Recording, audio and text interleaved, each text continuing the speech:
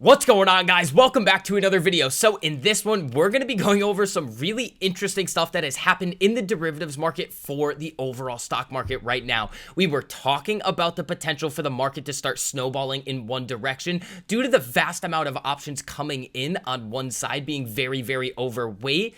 Now, what's recently happened is there's been a very, very big flip or U-turn that we need to talk about.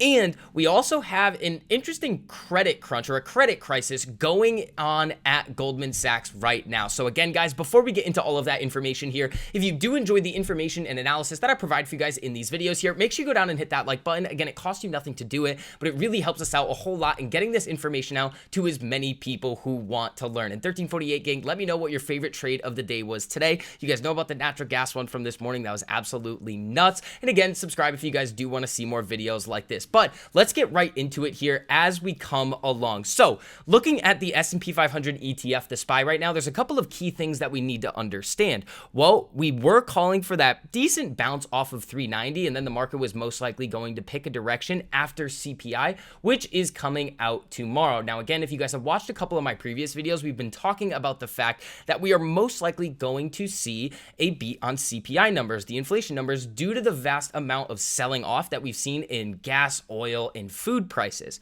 Now, in addition to this, we also have this key level here at 410. 400 and 410 on the SPY are going to be very, very important in kind of determining where the market is going to head. The 200 EMA on the daily right here at around 416, another key level to look out for as well. So going into the next couple of days, this is really what you want to be looking at here. And again, I do want to highlight some of our members here that are really crushing it with our strategy, specifically Pepe right here, back from vacation, paid for by 1348. Another one of our members was messaging me in the live chat today. It said that they were finally getting their first home now. And again, our members are having a lot of success using 1348 as a base and then expanding on that with all of the other things that we are teaching, along with Invictus and Pythagoras, the most powerful tools that retail investors have right now. So if you guys are interested in learning a little bit more and coming and joining us, make sure you guys check out that link down below. But let's get into this situation that has been unraveling in the derivatives market. So as we detailed early last week, since the August expiration date, that one that we were talking about a lot, and as we warned 2 weeks ago in this article right here, the CTA community flipped from long 25 billion of US stocks to short 15 billion of US equities, selling tens of billions in the process, resulting in one of the largest net selling sprees by CTAs in US equities over the last 5 years. And you can see that as kind of illustrated this chart right here. But the most important chart is this one right here, where it's going over exactly what the hedging is looking like in terms of the amount of puts that are coming in. We saw last week's panic hedging was 3 times more extreme than in 2008. Well, that presents a very significant opportunity for gamma squeezes to happen either to the downside or back to the upside if you see unhedging actually occur, because again, gamma squeezes happen in both directions. Since then, things have gone just a little bit turbo in the US equity markets, which have ripped higher on the back of a dramatic and painful short squeeze, which that's what happens in the market a lot of the time. You see a lot of shorts start to pile in short term, thinking that the market's going to come down, or overall hedging on some long positions that they have in their portfolios. Then the market starts to bounce. You see the shorts get squeezed out, and this cycle repeats itself, but it does input a lot of volatility in the overall market here. Now, however, as Nomura's Charlie McElliott notes this morning, that face ripper has dramatically and rapidly unwound the negative delta pressure. Remember, when we think about gamma squeezes, it has to do with delta hedging.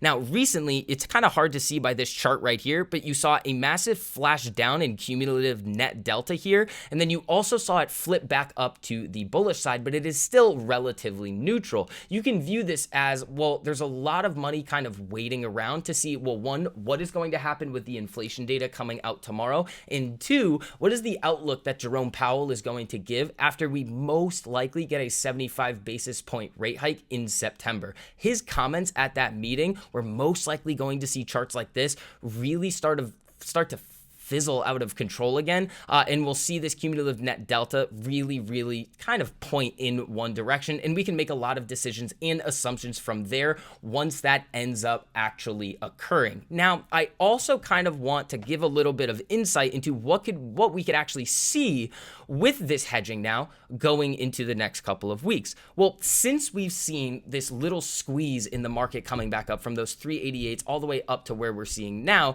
it's very possible that they are still going to be in the process of hedging a lot of these options that are being bought, and you still could see the result of some shorts getting out of the market. So as we come back to this chart over here, that's why we were looking at a couple of these upside targets, specifically this 200 EMA on the daily time frame that we could easily come up to before we end up seeing more downside. But again, you got to look at the market context, all of the economic data coming out this week, and then we have the FOMC meeting coming up very soon as well. Now, again, I do want to talk a little bit about this situation going on with Goldman Sachs right now, because this gives us a really good indication of how the overall economy is doing from the consumer's perspective. Because again, you guys have seen a couple of my videos recently where retail investors or overall everyday consumers are having a lot of issues. And if the Fed cannot really get everything under control and have some sort of landing, well, we could be going into somewhat of a stagflationary environment. And looking at what's going on with Goldman Sachs right now, that would hurt a lot of consumers.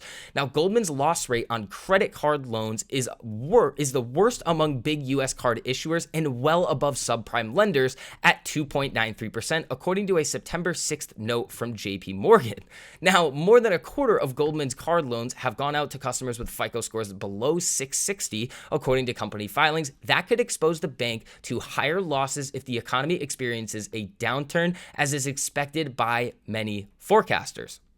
Now, when you look at some of this data here, while competitors like Bank of America enjoy repayment rates at or near record levels, Goldman's loss rate on credit card loans hit 2.93% in the second quarter. That's the worst among big U.S. credit card issuers, well above subprime lenders, as we have just seen. Now, coming down a little bit further here, a viral hit, Apple Card. The biggest reason is because Goldman customers have been with the bank for less than 2 years on average, according to people with knowledge of the business who weren't authorized to speak to the press. Charge-off rates tend to be the highest during the first few years a user has a card. As Goldman's pool of customers ages and struggling users drop out, those losses should come down. But this is under the assumption that we are going to be in normal economic conditions. What has been normal about the economic conditions overall of basically the last 2 years? Well, we easily could slip deeper into a recession. We could go into that stagflationary environment. We could even go into maybe potentially a deflationary environment if we start to see some of these situations that have developed start to calm down. So there is a lot of uncertainty over what is actually going to be happening with the economy.